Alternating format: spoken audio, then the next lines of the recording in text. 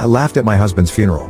Graham and I had the blessing of knowing he was possibly dying for 6 months and then another 6 months and 22 days where we knew he was going to die. Shortly before we had the news at 6 months that we were unlikely to grow old together, he turned to me after the children were in bed and suggested a glass of wine in the garden. Who was I to say no to a glass of wine with the most handsome man I'd ever met? So we took a bottle into the garden, watched the sun setting, and he told me he wanted to plan his funeral just in case, and that if we got good news he would let me know of any alterations as we went along. It was one of the funniest evenings of my life. He was adamant that he wanted Swing Low, Sweet Chariot, the song of the English rugby team, to be sung loudly and with vigor. We live in Wales. He was tickled about the vast majority of our friends not being able to sing the response song, which is normally sung with sign language, about where the English can place their chariot. He wanted people to be able to experience the joy that he had lived whilst creating space for sadness he had died.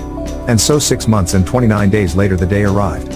We had painted his coffin to look like the Welsh hills that he loved. Our 3 children had spent a day painting birds and